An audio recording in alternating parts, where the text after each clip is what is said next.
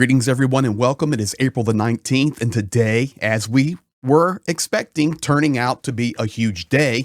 Of course, the surprise came with Vladimir Putin talking about this 30-hour ceasefire. Of course, now, the West goes crazy with it. The media is going crazy with it. I can imagine inside the White House, they're jumping up and down and rejoicing, but I'm telling you right now, there's a whole lot more to the story if you want the hard facts and the truth. So I've been waiting on this one for a few hours. I wanted to see what would happen and what the responses would be. And listen, I can tell you right now, in my right eye, this just popped up. Kyiv just went red, meaning they are under air alarm. So I'm going to take that off to the side. I caught it out of my peripheral vision. I put that screen up on purpose so I could be following it during this update. As I am recording, it is 3 o'clock Eastern Standard Time. And here is what I want to suggest to each and every one of you. Listen to Zelenskyy. Yes, Putin trying to make the power play, the power move. Of course, do not listen to the guy in the shadow back there over my head. Listen only to Zelenskyy. He's saying, hang on a second. Hang on a second. Let me tell you the truth, because the West is running with this. And right now, we are going to smash that narrative and show why Zelenskyy, just a few minutes ago, 100% outplayed Vladimir Putin and outplayed the White House. Thank you for being here. Thank you for sharing, commenting, and liking. Here we go, ladies and gentlemen. I want to start first and let you hear. This was the ceasefire. Putin and Gerasimov making this nice Easter statement because of the Orthodox Christianity and the Christians. Here it is. Listen for yourself. We'll start there, but hang on. Zelenskyy's power play is amazing. The situation at the front is clear and developing favorably for us. Russian troops are advancing confidently step by step. Reports separately on border areas in Kursk and Belgorod regions after cleanup operations. Today, before Easter, I'd like to congratulate our Christian and Orthodox soldiers fighting for Russia. I congratulate all who celebrate, honor, and respect this upcoming day, both here and worldwide. For humanitarian reasons, Russia declares an Easter truce from 18 o'clock today until 0 o'clock Monday. I order all hostilities to cease during this period. We expect the Ukrainian side to follow our example. Our troops must be ready to counter any ceasefire violations or enemy provocations. As you reported, Kiev has broken energy infrastructure agreements over 100 times. So be extremely vigilant and prepared to respond immediately and fully if needed. Our Easter truce will test Kiev's sincerity in negotiations and ability to honor agreements. We welcome efforts by the US, China, BRICS, and others for a fair resolution to the crisis. Valery, please convey my thanks to our soldiers for their heroic service to the fatherland. Of course, there he's speaking about Valery Gerasimov, his commander-in-chief. So you can see it. He's putting it out there. Okay, Christians and our Russian Christians, they're fighting against this evil regime.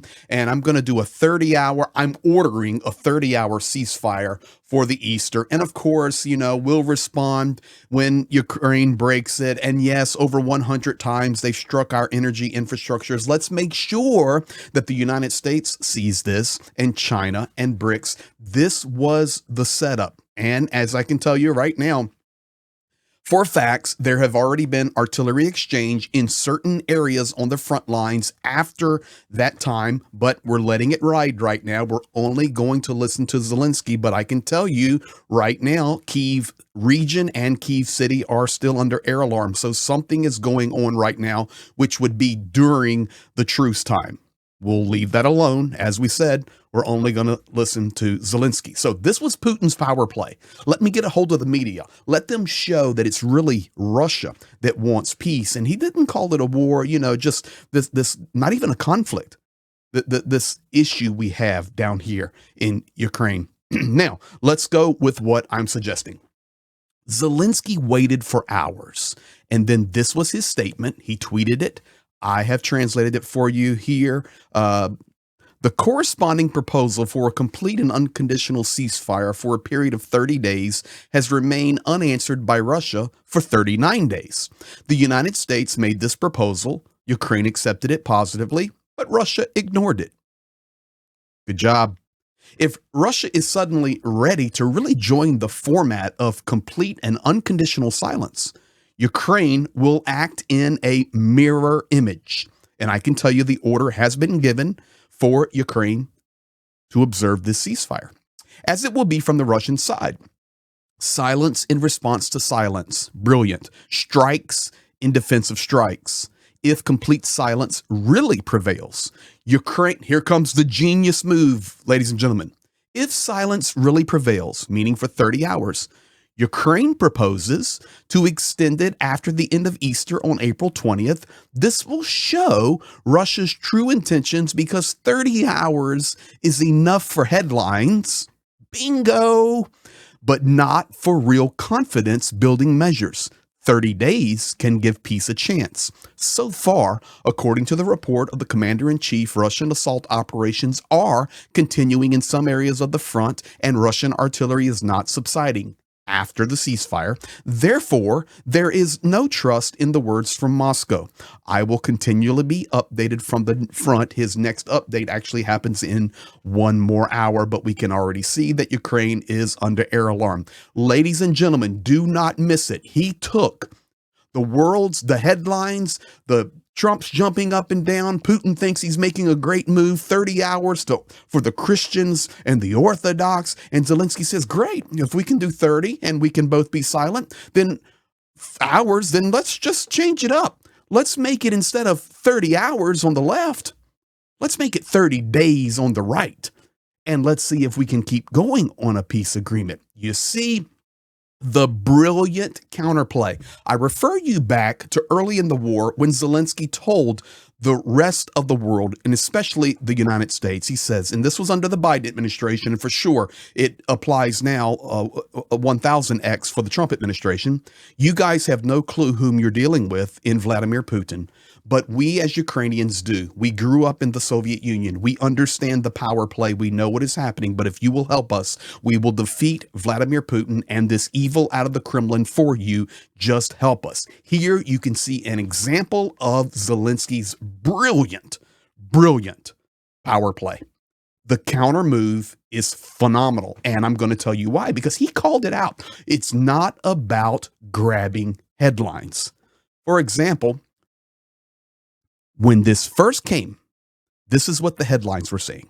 And then I'm going to give you the headlines. Putin acted very cunningly, and one might say outsmarted most again. He loudly announced the truce to the whole world. The news spread through all the media. But not everyone will notice that it's only about 30 hours, not 30 days. The media effect was achieved. The goal was accomplished. Now all that remains is to accuse Ukraine of violating the ceasefire, and that's it. The desired picture has been formed. Putin is supposedly for peace, and Ukraine is against the peace. That is why Zelensky's power move, counterplay. You offered 30 hours. I'm offering 30 days because you've already had 39 that you've not observed. From the point of view of global presentation, it looks like a masterpiece of an informational operation for Russia. And then the headlines start running. Washington Post. Russia's announcement comes amid an apparent decline in interest from the Trump administration in protracted peace talks. The Sun. Russia's announcement will be seen as a positive step towards much needed peace in Eastern Europe. The Daily Mail. The ceasefire announcement came amid a major prisoner exchange between Moscow and Kyiv. I'll show you that in a moment. It's great news for Ukraine today. Western media called Russia's announcement of an Easter truce a diplomatic victory for Putin and a way to show openness toward peace talks. The Mirror. The publication calls the Easter truce sensational. Handelsblatt. The reason for this Russian decisions are initially unclear. The Guardian. The newspaper writes about Putin's unexpected move, also echoed by Dagbladet, whatever that is. Wall Street Journal, I know that one.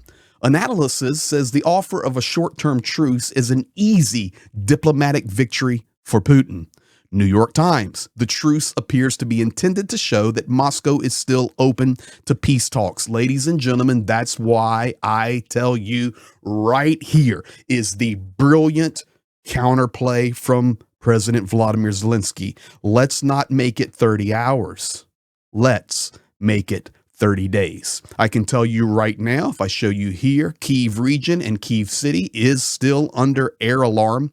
And I want to also let you guys rejoice today because, yes, prisoners were exchanged. I have a little video clip of that. Let me get to the slide for you. It's 246 Ukrainian soldiers came home. And yes, 246 Russian soldiers went back to that evil place. But here it is, a little bit of joy for you on this very unique day.